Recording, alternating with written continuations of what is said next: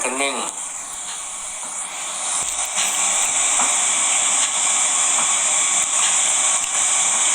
Material.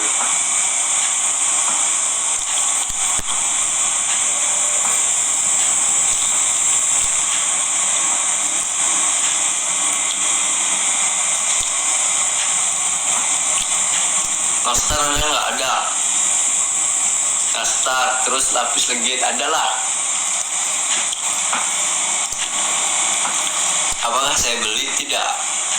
Saya buat sendiri. Dapat THR enggak? Yang ada kita ngasih THR. Dulu kalau kita kecil ya dapat. Sekarang masa mau dapat THR lagi, parah banget. Tapi ya kalau dikasih mau pengen gitu.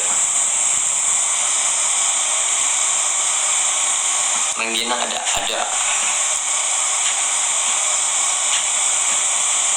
Bukber yuk. Mana ada bukbernya? Oh, Syawal. Maksudnya Syawal gitu.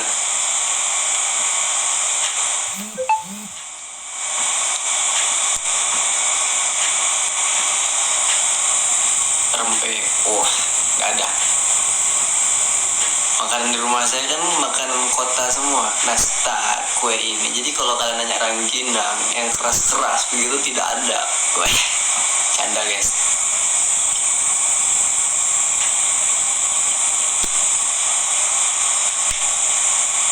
Bulan Syawal enggak? Iya, cuman belum mulai. Kongguan ada. Tapi kongguan isinya payek. Calon ada, bodo amat. Anda menanyakan hal yang tidak jelas.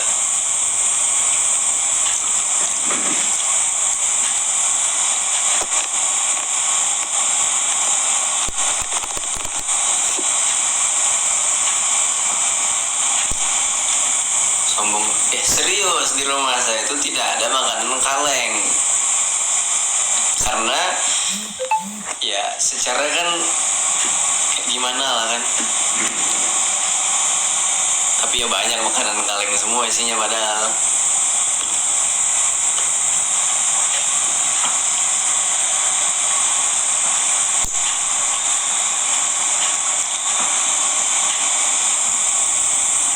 Tapi marjan ada.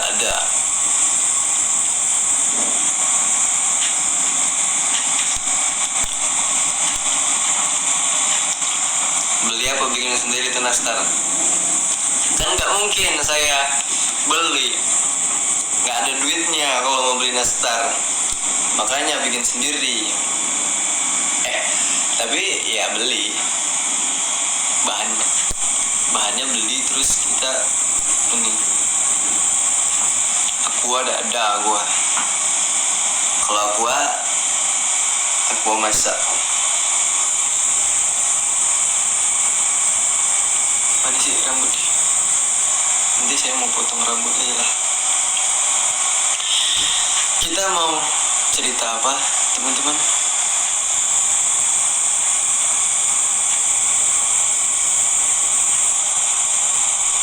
Kalian itu kalau mau ngasih THR DM, nanti saya kasih nomor rekeningnya. Kalau kalian yang pengen langsung kasih ke saya nomor rekeningnya.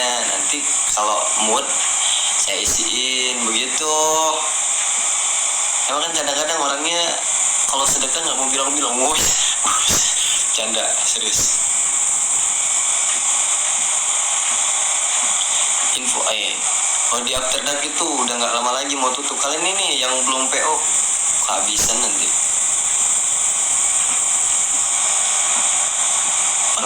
Oh ya benar, kita tuh belum layak berbahagia atas. Nah kita kan layak lah berbahagia atas datangnya Hari Idul Fitri. Tapi kita itu sesama Muslim itu kayak satu jiwa, yang kayak kalau badan sakit satu, kita semuanya satu sakit. Jadi ada beranggapan bahwasanya misalkan katakanlah Palestina itu hati, jangan gigi. Sakit gigi kita tuh, wah kita nggak bakal merasakan kenikmatan tuh. Jadi harusnya kayak gitu kita. hoodie-nya merek apa? Ini H&M guys, H&M dibeliin.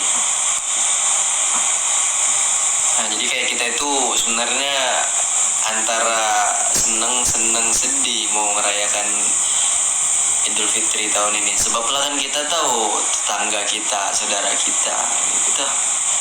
Jadi kita tuh, wah tengok atas nama Sylvia Yonika BRI, atas nama Sylvia, langsung siap kalau ingat, kalau enggak ya udah bodo amat.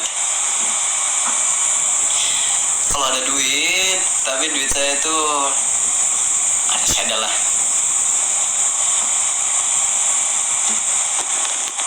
Kalau ngundang Ustadz Agam ngisi bayar nggak? Oh, saya tuh kalau ngisi nggak pernah bayar guys, serius, bukan nggak pernah bayar, nggak naruh tarif berapa.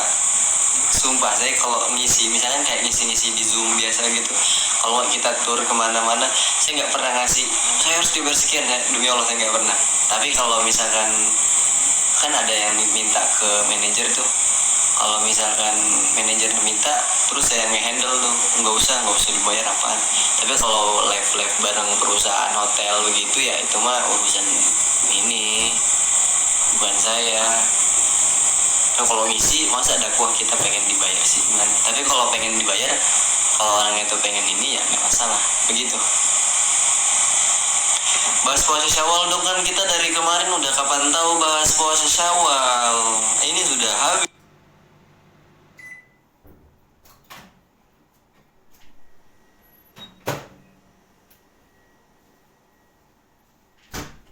Mau juga. Kalau misalkan undangnya ke ini, ke yang nggak jelas nggak mau ngapain.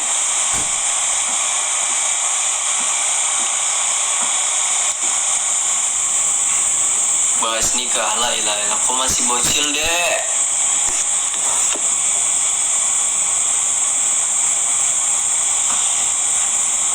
Kita akan bahas tentang setelah puasa, setelah Ramadan ngapain gitu, sahabat ngapain gitu ya, mau nggak? Biar kalian itu kayak gimana, biar apakah dapat atau enggak.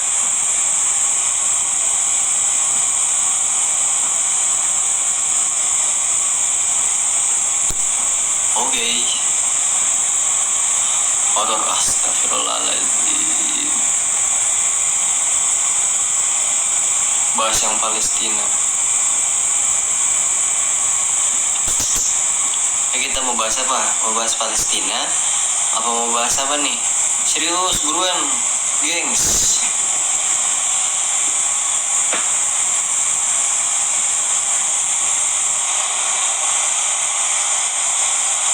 Oh iya, kita mau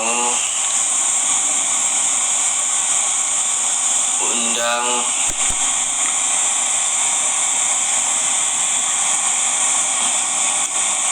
nggak ada orang-orang bagus yang nge-live ah.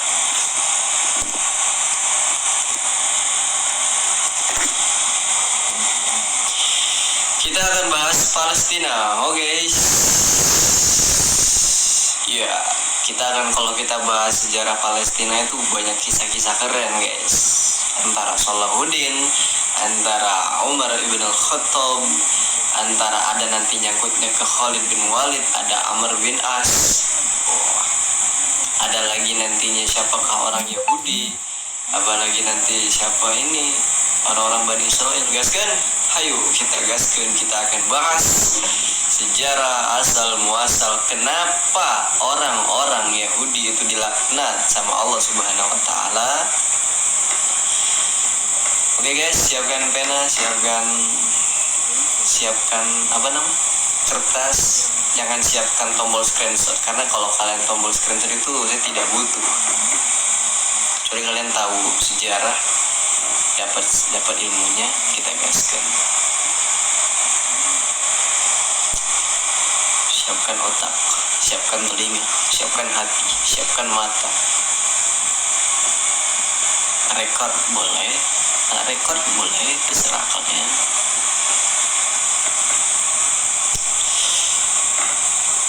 Padahal udah mau tidur, cepat. Biar kamu tidur aja. Oke, kita kenapa dulu itu teman-teman ya, saya mungkin pernah nyampaikan ini, sering banget nyampaikan ini. Dulu itu orang-orang Bani Israel, orang-orang Yahudi, itu orang-orang yang dinomor satukan oleh Allah Subhanahu wa Ta'ala, bukan orang yang dilaknat, bukan, tapi malah orang yang teristimewakan. Nggak percaya? Kita coba buka surah Al-Baqarah. Ya Bani Israil adkuru ni'mati allati an'amtu alaikum ni'mati bukan ya Bani Israil adkuru ni'mati pokoknya anni faddaltukum 'alal alamin. Ayat berapa tuh? Ya Allah lupa. Ya Bani Israil adkuru ni'mati allati an'amtu alaikum wa anni faddaltukum 'alal alamin. Ayat berapa? Ada yang tahu? Kalau tahu baru kita lanjutkan.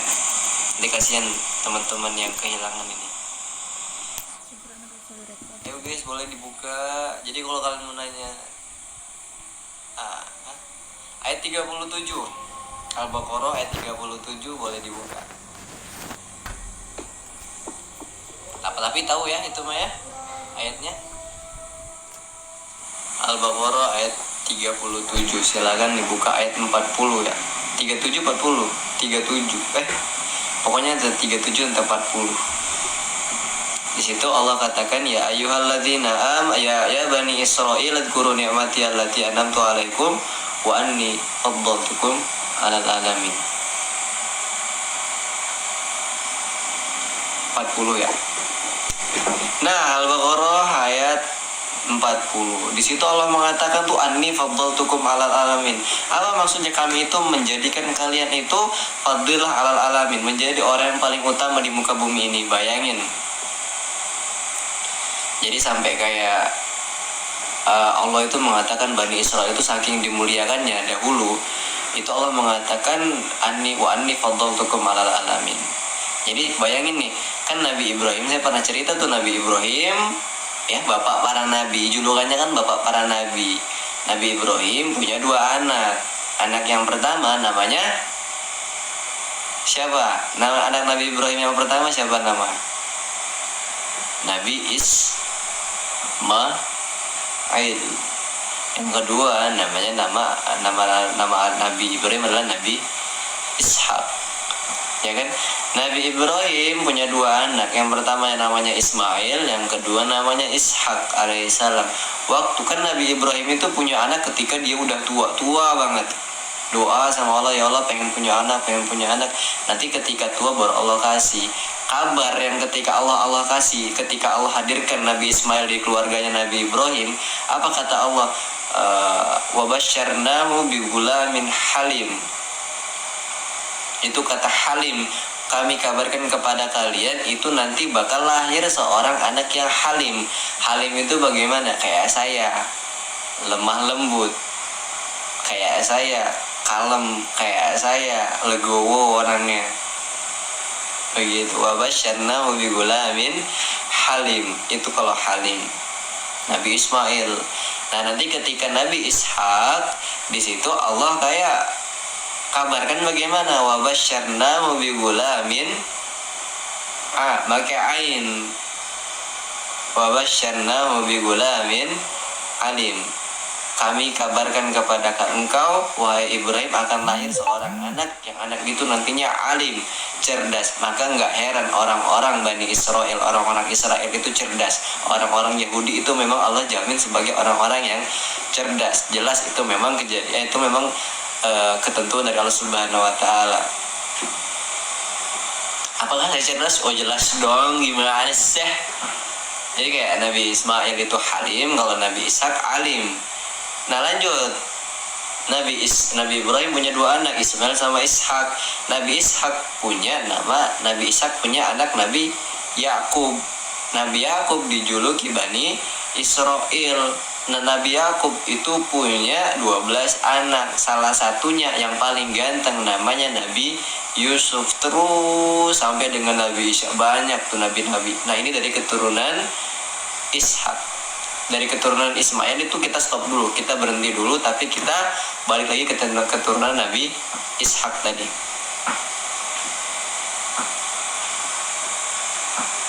iyain aja boy please biar dia seneng. Apaan sih, biar kayak ya memang itu. Kita pelan-pelan ini, kita sambil, ini bukan cerita Nabi guys, ini kita cerita Palestina. Bayangin kita baliknya ke ujung banget nih.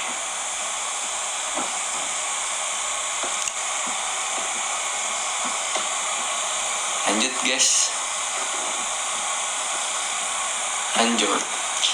Nah setelah itu dari keturunan ini kan banyak keturunan Nabi. Memang dijamin sama Allah orang Israel, Bani Israel itu adalah pusat para nabi. Pokoknya nabi-nabi itu banyak dilahir di keturunan Israel. Sampai-sampai kata Rasulullah itu ketika Rasul meninggal di kalangan orang-orang Israel, maka Allah langsung cash ngegantinya. Kayak gantinya itu kontan cash, Allah ganti dengan nabi-nabi yang selanjutnya. Tapi umatnya itu bukan lagi batu campur batu. Jadi gimana tuh, batunya tuh udah kayak batu marmer gitu. Jadi kayak udah pokoknya keras kepala. Batunya tuh luar biasa. Itu keturunan Bani Israel, umat-umatnya yang memimpin Bani Israel. Nggak percaya, itu sampai Nabi Musa alaihissalam memerintahkan kalian potong sapi betina. Wah, kita tahu ceritanya, kalian potong sapi betina ya gitu. Sapi yang betina bagaimana? Yang kayak gini. Yang warnanya bagaimana? Yang kayak gini. Ukurannya bagaimana? Kayak gini. Umurnya segimana? Kayak gini. Tanya terus ketika dikasih satu perintah. Pokoknya batunya tuh udah kayak itu banget tuh. Nah pokoknya itulah. Jadi memang Allah jadikan kemuliaan atas Bani Israel itu udah memang pinter. Terus banyak nabi-nabi yang berasalkan dari orang-orang mereka. Tapi kenapa Allah laknat? Teman-teman tahu ya, teman-teman yang nonton ini, ketika Allah tak kasih nabi di antara orang-orang itu, kemudian orang-orang itu banyak yang membunuh nabi-nabi mereka tanpa ada sebab yang jelas.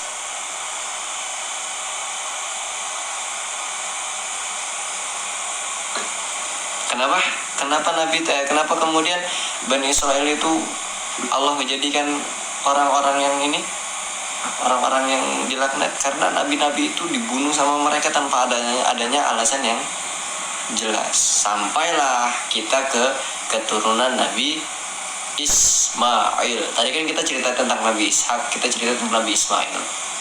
Nabi Isa udah sampai keturunan Nabi Isa. Ini orang Yahudi itu adalah orang pintar.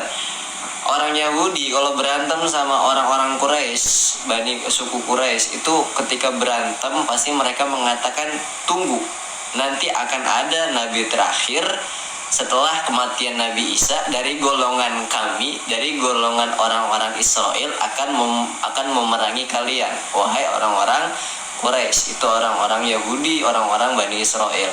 Tapi kemudian qadarullah, Allah jadikan Nabi Muhammad itu lahirnya dari garis keturunan Ismail.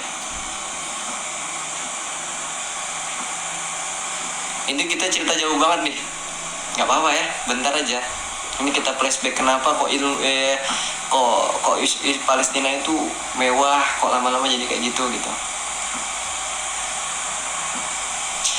Nah setelah itu kaget tuh orang-orang Bani Israel, orang-orang Yahudi Bani Israel itu kaget ketika datang Nabi baru, Nabi terakhir, Rasulullah SAW, Nabi Muhammad. Akhirnya mereka ada yang mengatakan, wahai orang-orang Yahudi, ini Nabi terakhir nih, tunjuk kepada Rasulullah. Akhirnya orang itu mengatakan setelah melihat Rasulullah, setelah melihat garis keturunannya, nasabnya, ini bukan dari golongan kita, ini bukan Nabi terakhir, sebab nabi-nabi itu pasti berasal dari golongan kita. Itu kata orang-orang Yahudi.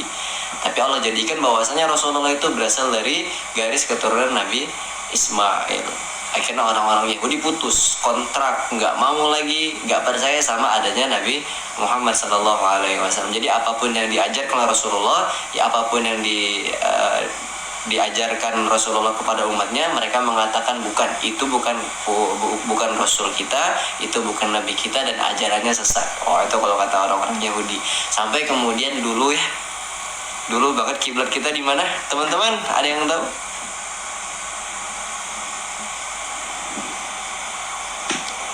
Ikutin aja, nanti kita akan paham. Kita akan bahas Palestina. Dulu kiblat kita di mana?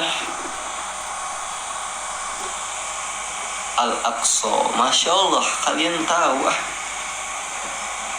Dulu kiblat kita pertama sebelum akhirnya di Mekah, Masjidil Haram, itu ada di Palestina, yaitu Masjidil Aqsa. Tahu ya? Kenapa kok kiblatnya sekarang berubah ke Masjidil Haram? Kisahnya unik. Ini bayangin ya. Sampai orang-orang Yahudi, kan kita dulu itu kiblatnya ke Masjidil Aqsa, kita sholat ngadep ke sana. Orang-orang Yahudi itu kayak ngomongin kita. Ngomonginnya bagaimana? Ya ilah, agama baru, udah mah agama baru ngikutin kiblat kita. Itu kata orang-orang Yahudi tuh, ngomongin ke orang-orang Islam. Kalian nggak punya kiblat lain apa? Itu kata orang-orang Yahudi. Kok kalian kiblatnya ke kiblat kita sih? Kok kalian ikut-ngikut? Agama kalian agama apaan? Kok agama ikut-ngikut gitu? Kok agama kalian ke agama kopas gitu? Kalau orang-orang Yahudi tuh ngomong ke kita tuh. Akhirnya apa? Rasulullah tuh dengar kalimat-kalimat kayak gitu. Rasulullah nggak minta sama Allah. Rasulullah itu cuma ngasih kode. Kodenya bagaimana? Rasulullah cuma lihat ke langit. Di surah Al-Baqarah 143. Lihat kan nanti tuh. 143 ya. Kata di situ Rasulullah ngode sama Allah cuma nengok ke langit doang. Apakah Rasulullah berdoa? Enggak, Rasulullah cuma ngode doang. Apakah Rasulullah berbicara sama Allah? Enggak, Rasulullah cuma ngode nengok ke langit. Ya, kalau orang udah saking senang, kalau orang itu udah sama-sama mencintai, nggak ngomong, nggak perlu nge-SMS, nggak perlu ngechat, nggak perlu nge-DM, nggak perlu nge-reply, nggak perlu ngode, nggak perlu apa lagi, segala macam. Kalau orang itu udah saking cintanya, ngode doang peka gitu. Jadi kalau ada orang yang peka, gampang pekaan, itu mereka yang saling mencintai tuh.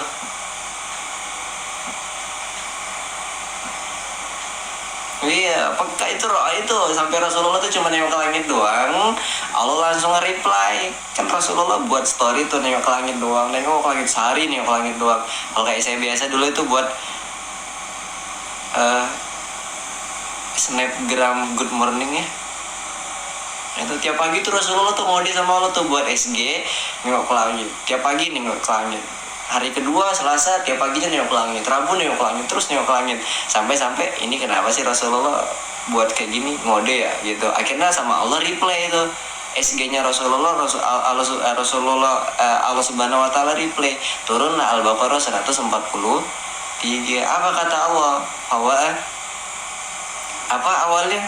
Pokoknya fawalli wajhaka syatrul Masjidil Haram. Rasulullah, kami itu tahu loh, kamu ngomong apa, kamu ngapain, kamu mau ituin tuh kami tahu.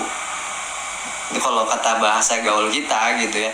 Akhirnya kami tuh tahu kamu ngode kami, kamu itu ngode kami tuh kami tahu, kata Allah Subhanahu wa taala. Kamu tuh pengen rubah kiblat kamu kan?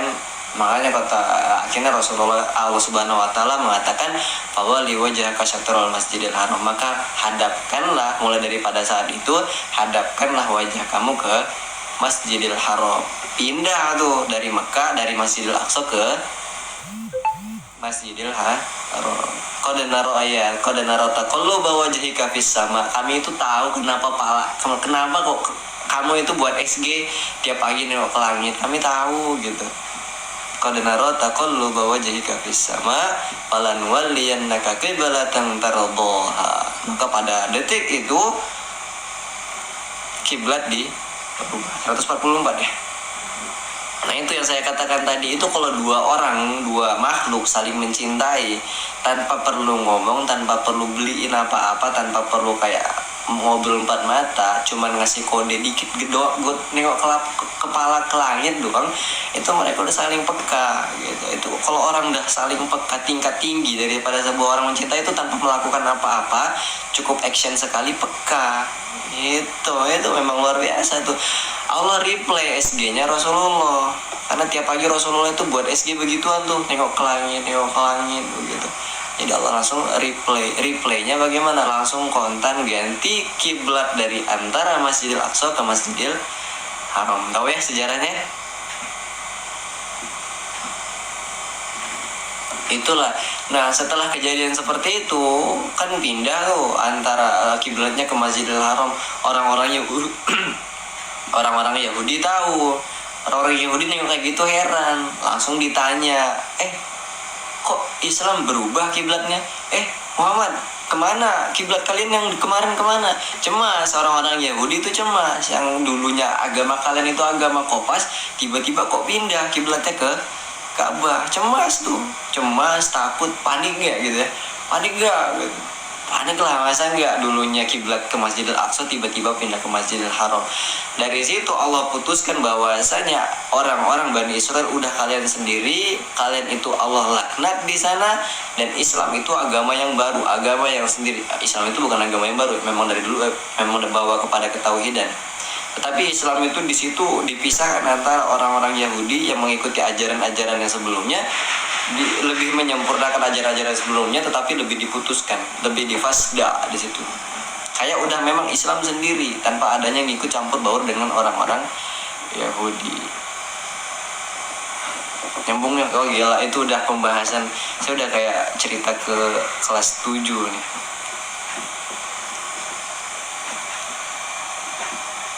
Fasda itu fasda bima tuh kayak fasda itu beda kan gitu. Fasda itu putus, fasda itu udah pecah kan. Kalau enggak fasda itu kan ada contoh gini, dua jalan terus di fasda tas nyambung nggak, itu fasda tuh.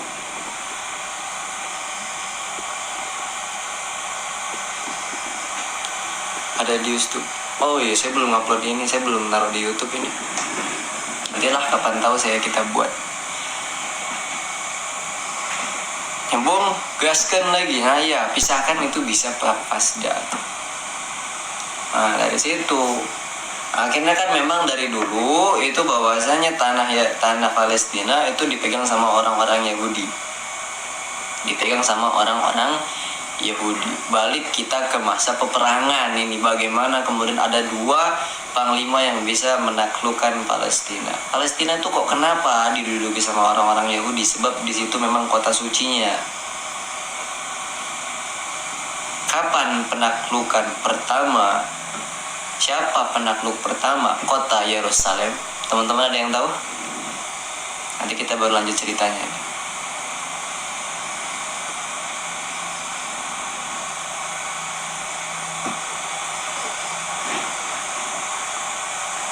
Kota suci 3 agama, betul.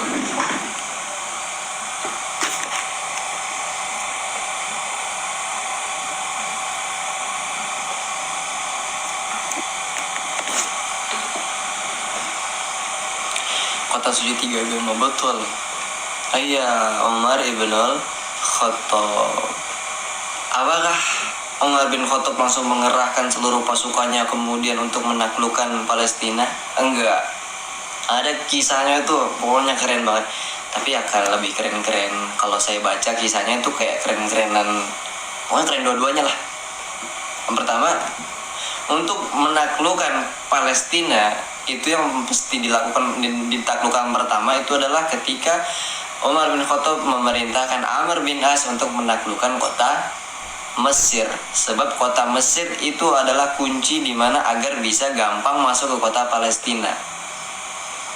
Yang pertama taklukan Mesir dipimpin oleh Amr bin As. Takluk Mesir, pintu satu udah kebuka. Pintu kedua di mana? Masuk dari Suriah. Akhirnya dari situ langsung dioperasikan yang dipimpin oleh dua panglima besar antara Khalid bin Walid dengan Amr bin As untuk menaklukkan Suriah, untuk membuka pintu kedua agar bisa masuk ke kota Palestina. Takluk di situ kan udah takluk nih dua pintu ya. Pintu depan, pintu belakang udah takluk tuh Palestina tuh. Akhirnya ya Allah lupa banget, uskuf ya namanya kalau nggak salah saya. Akhirnya uskuf yang memimpin Yerusalem ketika uskuf, ya Allah lupa sih. Itu teman-teman kalau ada yang baca sejarahnya itu namanya uskuf siapa itu. Akhirnya dia udah tahu pintu depan udah kebuka Pak Mesir, pintu samping juga udah kebuka Suriah. Kunci Yerusalem yang dia pegang akhirnya pengen diserahkan. Ya udahlah kalian ambil aja ini tanpa perlu peperangan, kalian ambil ini kuncinya, tapi aku nggak akan memberikan kepada kalian, maksudnya kepada Amr bin As dan Khalid bin Walid, kecuali Umar bin Khattab datang ke sini. Bayangin. Jadi jauh-jauh tuh dari Madinah ke Palestina itu jaraknya jauh banget. Naik naik kendaraan unta, ada yang mengatakan naik sebuah unta, kemudian dia cuma dikawal sama satu orang demi mengambil kunci merdeka dari Palestina. Maka pada bulan Ramadan 13 Ramadan itu Palestina diduduki oleh Muslim. Begitu. Lanjut, itu keren ya.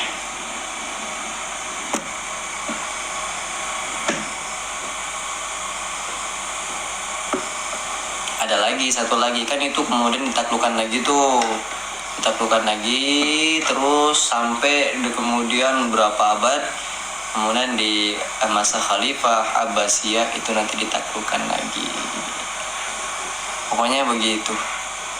Ada satu lagi yang lebih keren, kalau saya lebih keren. Siapa namanya? Salahuddin Al-Ayyubi. Itu lebih keren tuh.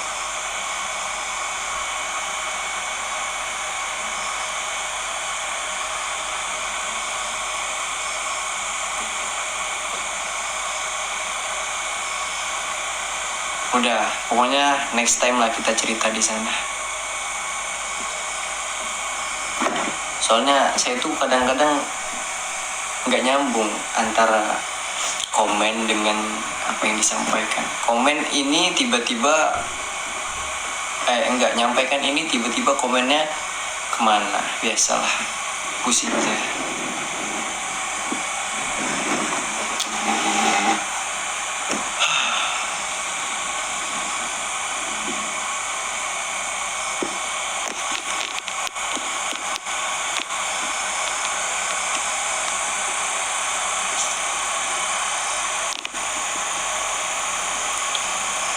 Kalau Palestina dan Israel damai itu kiamat, enggak. Padahal dari dulu orang tuh kenapa jangan dulu damai dong. Wah, itu doa yang ngaco banget, serius.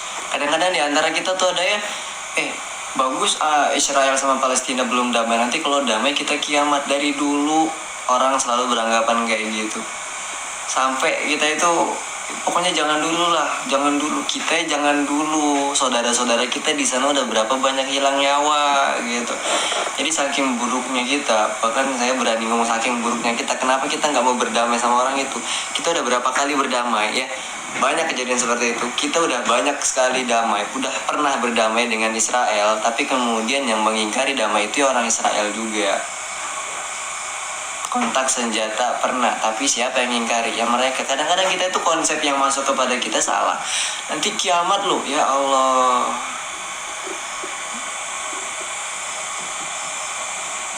Begitu guys, teman-teman. Jadi kayak banyak tanda-tanda kiamat itu, banyak. Bukan hanya damainya Palestina dengan Israel itu tanda kiamat. Itu masalah satu doang.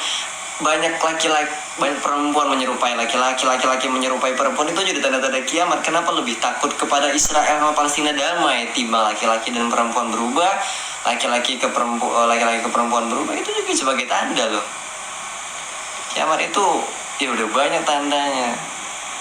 Tapi kenapa harus terfokus dengan Israel sama Palestina berdamai nanti kiamat? Ya saya pakai kipas, makanya rambutnya terbang-terbang.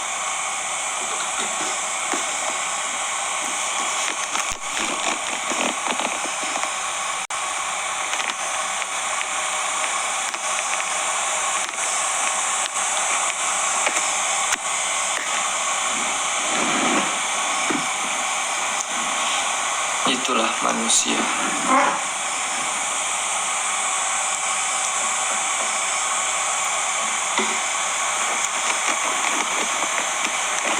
THR dapat berapa? Saya tidak dapat berapa. Woi THR.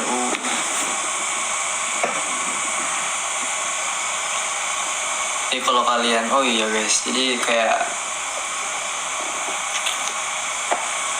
kalian pernah nonton ini nggak? ILC, tahu ILC? ILC tahu ya?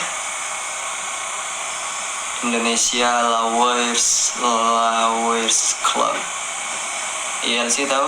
ILC ya? Di TV One.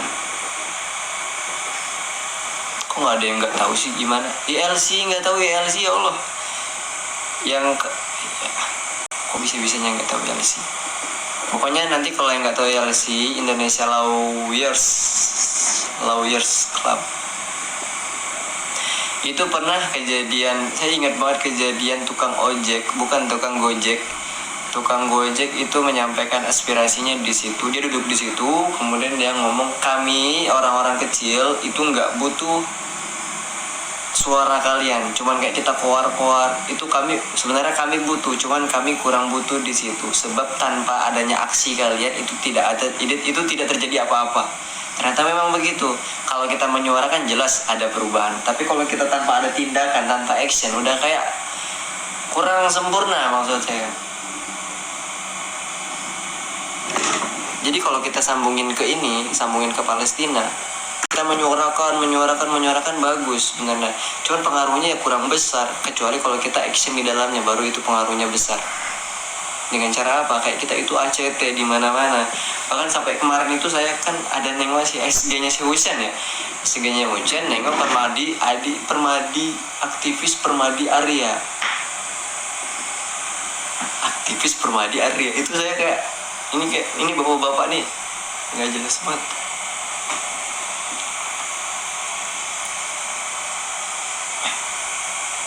Permadi Arya, tahu ya itu ya? Itu sampai dia ngomong ternyata orang Palestina itu yang membuat kegaduhan. Mereka lah udah buat gaduh, mereka lari ke Masjidil Aqsa, dikejar tuh sama tentara-tentara Israel ke Masjidil Aqsa gitu. Makanya yang salah itu Palestina. Itu Permadi Arya itu yang ngomong tuh.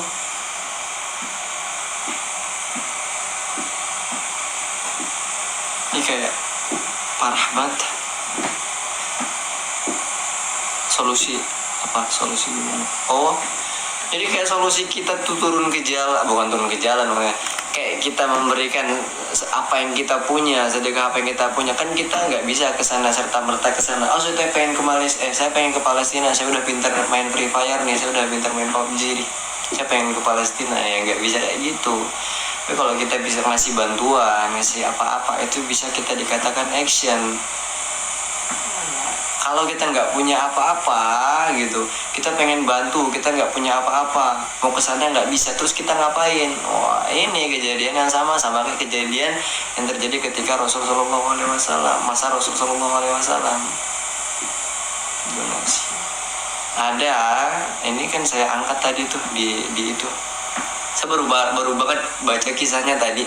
Ketika satu hari datang sahabat-sahabat Rasul Shallallahu Alaihi Wasallam dari orang-orang fakir. Kemudian mereka datang sama Rasulullah dan mereka menangis. Dan kemudian mereka bertanya, ya Rasulullah, dhahaba ahlud dusur bil ujur. Ya Rasulullah, enak banget jadi orang kaya, mereka bisa borong pahala, kata sahabat-sahabat yang fakir ini. Kemudian Rasulullah menanya, emang kenapa? Ya iya Rasulullah, kata orang fakir tadi kan, yusalluna kama nusalli wa yasumuna kama nasum. Mereka itu sholat, kami juga sholat. Mereka puasa loh, kami juga ngikut puasa. Wa yatasaddaquna bifuduli amwalihim. Tetapi mereka bisa bersedekah menggunakan kelebihan harta yang mereka miliki. Emang kalian nggak bisa? Oh, jadi kayak sahabat-sahabat fakir tadi itu mengatakan, ya Rasulullah, orang kaya itu puasa, kami juga puasa. Orang kaya itu sholat, kami juga ikut puasa, kami juga sholat. Tapi kalau sedekah ya Rasulullah, jangankan ngasih, jangan